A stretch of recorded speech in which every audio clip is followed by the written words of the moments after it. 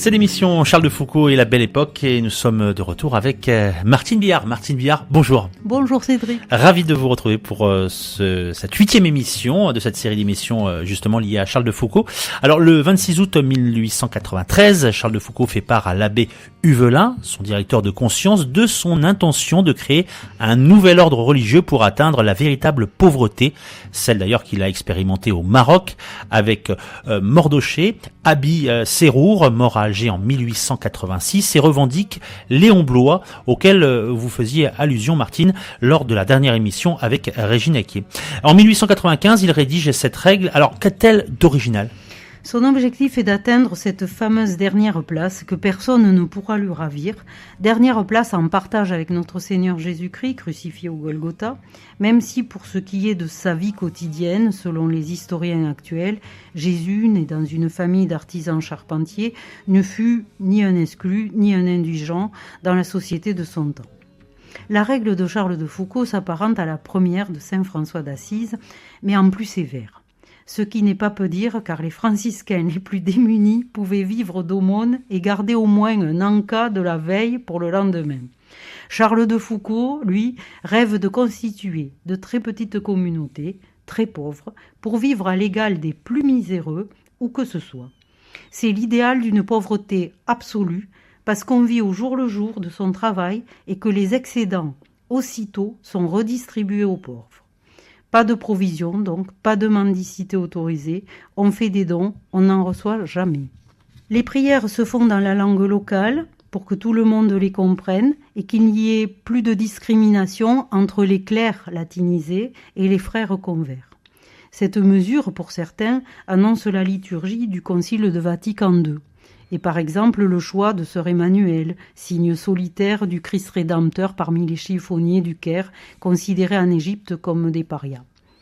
Cependant, l'abbé Huvelin juge la règle de Charles de Foucault, à cette époque-là, impraticable pour constituer une communauté qui serait même désespérante à long terme. Mais devant ce refus partagé par ses supérieurs, que va faire Charles de Foucault ? Jamais arrière est la devise de sa famille. Au lieu d'y renoncer, il propose de la vivre, mais seul. Comme un ermite, au pied de la trappe. Jugeant que cela le distinguerait un peu trop de sa fraternité, cela pose problème, d'où le choix par la suite de s'isoler ailleurs, puis sa proposition finalement de repartir à Nazareth au plus près des origines du christianisme. Vous aviez terminé l'émission précédente en compagnie de Régine Acquier en évoquant le génocide arménien dont les massacres culminent en mars 1896. Alors est-ce bien le moment de se déplacer en Orient ? En Syrie, son statut d'Européen le protégeait. Non seulement il ne fut pas inquiété par les émissaires de l'Empire ottoman, mais ce sont ces mêmes bourreaux qui terrifiaient les chrétiens à moins de 10 km à la ronde qui assuraient sa sécurité. Cette année-là, cependant, vous avez raison, un de ses plus chers amis aura moins de chance. Antoine de Vallombrosa organise une caravane avec un érudit francophile tunisien, Mohamed Ben Ostman, lequel était ami avec les chefs des Sénoussis, et quelques Touaregs pour se rendre à la frontière libyenne. Antoine, que ses supérieurs, et en particulier le général Millet, avaient dissuadé d'une telle équipée jugée trop dangereuse, va effectivement tomber dans un guet-apens et être assassiné le 9 juin 1896. Sa dépouille sera ramenée à Kelbili le 2 juillet, 2 juillet seulement, puisque entre le 9 juin et le 9 juillet, il s'est quand même passé quelques jours. Puis enfin, elle sera rapatriée en France pour des obsèques à Notre-Dame de Paris le 19 juillet 1896. L'armée fait une enquête, évidemment, qui conclut que le marquis de Morès fut assassiné pour raison d'État, cependant que Medora von Hoffmann, l'épouse d'Antoine, déclenchera une autre enquête avec l'aide du député Jules Delahaye, qui permet d'arrêter les présumés assassins, mais dans le doute, la marquise en fait gracier un.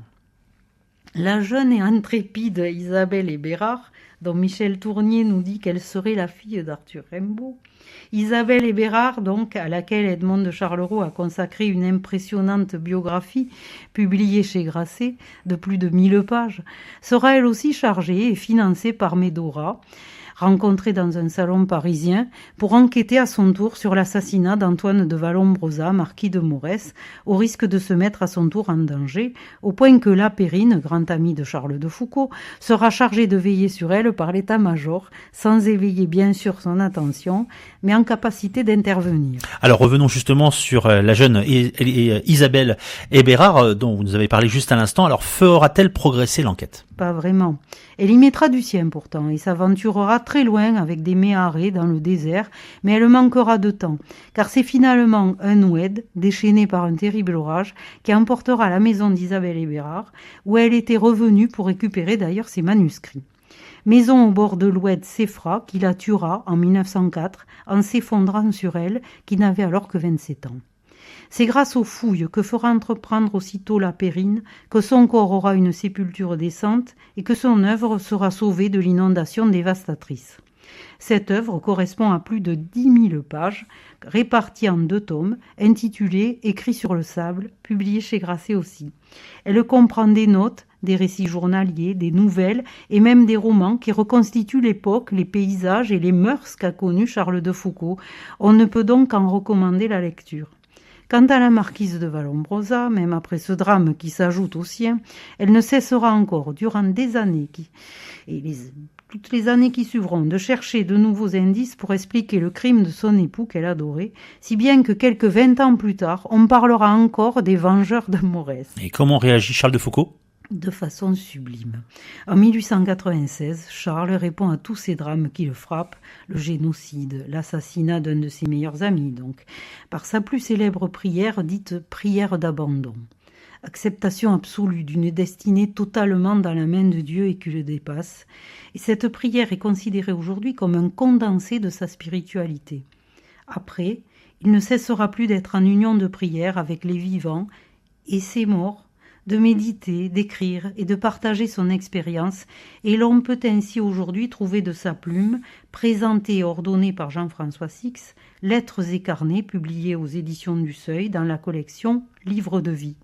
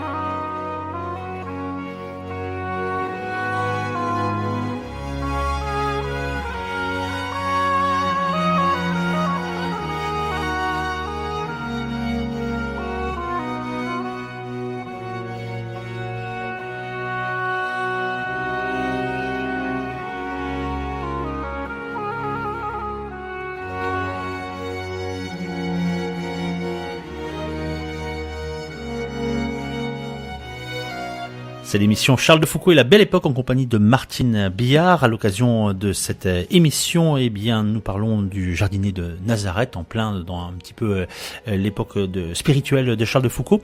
Alors Martine Billard, on reprend la suite de cette émission. On imagine que ses supérieurs ont reconnu la sincérité de sa vocation particulière, puisque, on le rappelle aussi, l'abbé général de la Trappe ne lui imposera pas de prononcer ses vœux définitifs, qu'ils ont probablement aussi ressenti son malaise et tenté de le préserver du danger, peut-être même de lui-même.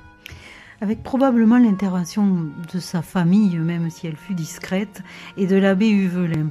On incite Charles de Foucauld à partir le 10 septembre 1896 à l'abbaye de Stouéli en Algérie pour y attendre une décision sur son cas, et il y séjournera peu de temps, mais assez pour y laisser une impression marquante et déjà l'empreinte reconnue de sa sainteté. Puis, le 27 octobre 1896, il en repart, et cette fois pour Rome, en vue d'y approfondir, pendant 2 ans, des études de théologie au milieu de jeunes qui ont 20 ans de moins, en vue du sacerdoce, dont il se juge, lui, tout à fait indigne. Mais il y trouvait une grande paix dans l'obéissance et l'Eucharistie, et surtout le pape Léon XIII, dont il emportera désormais partout des gravures avec lui, le bénit. Alors, il est à Rome, ce que vous nous dites, mais quand va-t-il finalement rejoindre la Terre Sainte ? Il y est autorisé à peine quelques mois plus tard, puisqu'il y part de Brindisi le 17 février 1897. Il arrive à Jaffa le 29 et va parcourir à pied, habillé en paysan, la Palestine. Aïn Karim, Jérusalem, Bethléem, Éphrem, Bethel, Jéricho, Sichem, Naïm, Cana, le mont Tabor, le lac de Tibériade, Capharnaüm, tout ça à pied, puis repart en direction de Nazareth, qu'il aime tant, et où il se présente le 10 mars 1897 à la mère Saint-Michel, qui est alors abbesse au monastère de Sainte-Claire, car il a entendu dire qu'on y cherche un jardinier. Justement, Martine, est-ce qu'on pourrait dire qu'il fut un jardinier hors norme ? Une des Clarisses fera remarquer qu'il ne savait pas planter une salade. Une autre qu'il était tellement absorbé dans la prière que, faute de vigilance, le chacal a mangé les poules. Néanmoins, il est tellement gentil et dévoué qu'on l'accepte volontiers comme serviteur du couvent, où il se fera appeler frère Charles de Jésus et où il travaillera dans la cour des Sœurs Tourières, située entre les dépendances du couvent et le mur qui l'isole du reste de Nazareth. À la droite de cette cour se trouvait la chapelle, où les dimanches et jours fériés, il passait son temps à lire et à méditer au pied du tabernacle, et toutes les nuits, plusieurs heures en oraison. Quand il n'écrivait pas des pages et des pages de commentaires des évangiles, dans sa cabane à outils en planche, hors de la clôture, et meublée à la hâte, très sommairement, éclairé d'une loupiote, mais tout cela était conforme à ses vœux, car il avait refusé d'habiter la maison du jardinier, en titre, et c'est sur ces plans que l'on construira une nouvelle chapelle. Il dessine aussi de nombreuses images pieuses pour les sœurs, il rédige et porte le courrier, et bien évidemment, tout cela n'a rien à voir avec l'agenda d'un jardinier. Bon, alors on l'a bien compris, étant jardinier, c'est pas son fort, mais est-il satisfait de cette vie très austère chez les Clarisses ? Il semble que cela corresponde exactement à ce qu'il cherchait et que ses conditions de vie matérielle ressemblent à tous les lieux où il vivra ensuite, même s'il craint toujours que les Clarisses qu'il juge trop bonnes ne finissent par faire de lui un coq en pâte. Pourquoi ? Là n'est pas sa visée. Il ne revendique aucun confort, comme on l'a compris. Il craint même un régime de faveur. Je le cite pour comprendre comment il vit le dénuement. Il dit « Je suis comblé sans mesure, je jouis à l'infini d'être pauvre, vêtu en ouvrier, domestique, dans cette basse condition qui fut celle de Jésus, et par surcroît d'être tout cela à Nazareth. » Et ce jardinier insolite se fait ainsi tellement remarquer pour ses vertus, que la mère Élisabeth du Calvaire, abbesse du monastère de Jérusalem, demande à le rencontrer. Était-il démasqué ? Elles ne sont pas dupes à considérer au quotidien ses manières, à l'entendre s'exprimer. Les sœurs de Nazareth trouvent d'abord un prétexte pour l'envoyer donc auprès de cette mère supérieure, mais il demande à partir à pied, sans provision, mendiant sur son chemin. Arrivé ainsi à Jérusalem, sa première initiative est d'aller communier au calvaire, puis les Clarisses l'accueillent 4 jours. Cependant, mère Élisabeth demande encore à le revoir après une prédication, si bien qu'on le charge, à Nazareth, où il a été de retour, d'accompagner une sœur à Jérusalem, où cette fois il restera jusqu'en février 1899, y vivant comme un ermite, avec, de ce couvent des Clarisses, une vue panoramique sur Jérusalem, Gethsémani, le mont des Oliviers, Béthanie. Il en repartira pour toujours, mais convaincu par ses religieuses d'accepter l'idée du sacerdoce à la suite de la fameuse prédication entendue à Nazareth sur la valeur de la messe. Ce sont elles donc qui l'auront aidé à dépasser sa conviction que Dieu voulait qu'il vive inconnu.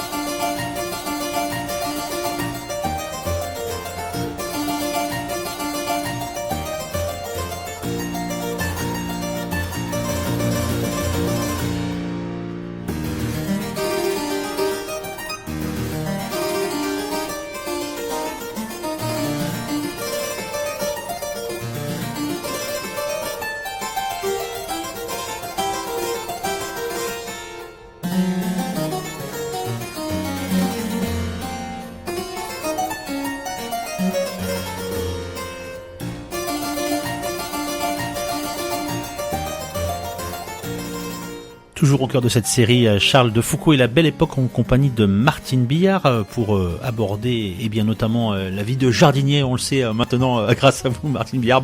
C'était pas son fort d'être jardinier en tout cas pour Charles de Foucault. Tout le monde comprend qu'il mérite mieux qu'un quotidien dans l'indulgence et la mendicité.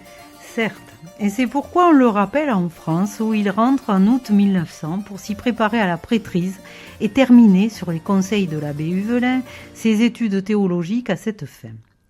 Paris en 1900 a une tour Eiffel encore toute neuve, comme la gare Saint-Lazare d'ailleurs, qui vient d'être reconstruite telle que nous la connaissons encore aujourd'hui. On est en train de bâtir la gare d'Orsay sur les ruines verdissantes de la Cour des Comptes. La capitale est éclairée dans l'électricité dans les quartiers chics et neufs, et surtout il y a partout plein de réclames, des affiches publicitaires en couleur grâce au progrès de la photographie. Ces réclames permettent de découvrir des nouveautés, comme par exemple la bouteille magique, que nous appelons aujourd'hui le thermos. Au milieu de toutes les formes d'attelage majoritaires, les toutes premières automobiles sont en circulation, la plupart avec chauffeur, mais c'est un luxe réservé à une élite. Évidemment, il faut comparer avec l'engouement aussi très tendance pour les bicyclettes munies de tous les accessoires, la pompe, la lanterne, la poire avertisseuse qui fait coin-coin, la trousse de réparation, sacoche bijoux, suspendue à l'arrière de la selle. Il faut quand même compter 150 à 250 francs or pour avoir une machine bien équipée, comme on dit, sans compter le costume adéquat pour pédaler. La roue libre n'apparaîtra qu'en 1901. Ce qui suppose une certaine aisance ou des mois d'économie, voire des années. On ose le mot sport pour dire que l'on s'adonne désormais à l'escrime. J'en profite pour dire que les duels sous le contrôle des maîtres d'armes sont en voie de disparition, ce qui est bien. On fait un peu de football aussi, du tennis, de la natation, quand auparavant on n'était que, et dans le meilleur des cas, un gymnaste. Quelquefois encore rarement, on lève les yeux au ciel pour y voir passer un dirigeable ou un coucou, c'est-à-dire un biplane. C'est au milieu de toutes ces nouveautés que la nation enfin réconciliée après l'affaire Dreyfus prépare fébrilement la grande exposition universelle. Charles de Foucault, de retour dans cette France qu'il redécouvre, en profite pour aller visiter sa famille qu'il n'a pas revue depuis 10 ans et fait la connaissance au château de Barbiret, chez sa sœur Marie, de son neveu et filleul qui porte son prénom, Charles de Blic, lequel deviendra amiral. Puis Charles de Foucault repart à la trappe en Ardèche pour s'élever en altitude au sacerdoce à Notre-Dame-des-Neiges. Dans ses notes de retraite d'ordination, il écrit « Je dois me donner aux plus délaissés, à ceux qui ont le moins de pasteurs, à ceux qui sont assis dans les plus épaisses ténèbres. » Il pense au sud algérien à ce moment-là et entreprend des démarches pour aller dans le sud de la province d'Oran, sur la frontière du Maroc, dans une des garnisons françaises pour y vivre en moine solitaire, à ce qu'il croit. Sans titre d'aumônier ni de prêtre, juste pour prier et administrer les sacrements. On sait aujourd'hui qu'il y fera bien plus, racheter des esclaves, soigner et nourrir les miséreux, réconforter les soldats, accueillir les voyageurs, rassembler la mémoire des Touaregs, mais pour l'heure, il aspire à cette vie d'ermite sans que, bien sûr, elle ne soit une réalité avant longtemps. Oui, justement, lui qui voulait être ermite, ça ressemble plus davantage à la vie d'un pasteur. En tout cas, le voilà à la joie de tous, enfin ordonné prêtre dans la chapelle du grand séminaire de Viviers le 9 juin 1901. Il ne retournera jamais plus en Terre Sainte et sera jusqu'à la fin de ses jours un paroissien de Viviers, même à Béni-Abbès, même à Tamanrasset, au cœur du Hogar, et il restera pour toujours dans les mémoires, le père de Foucault. Il ne sera donc pas celui qui croyait devenir, mais on peut dire que Charles de Foucault sera quand même en partie exaucé. En effet, puisque Monseigneur Guérin, préfet apostolique de Gardaïa, sur la recommandation de l'abbé Huvelin, acceptera frère Charles de Jésus sur son territoire. Il arrive donc ainsi à Béni-Abbès le 28 octobre 1901 pour y mettre en place une fraternité. Dans ce but, il achète un terrain sur lequel il entreprend de construire un ermitage avec quelques cellules, une chapelle et une pièce dévolue aux sahariens de passage. « Je suis bien ému, écrit-il, de faire descendre Jésus en ces lieux où probablement il n'a jamais été corporellement. C'est une grande grâce. » Merci Martine Biard d'avoir été avec nous, de nous avoir accompagnés dans le cadre de cette série d'émissions sur Charles de Foucault. Charles de Foucault et la Belle Époque. Dans la prochaine émission, vous serez accompagné par Régine Aki et vous développerez la vie du frère et du père Charles de Jésus au Maghreb qui, plus que toutes les autres périodes de sa vie, a marqué les esprits. Merci Martine. Merci, à une prochaine fois.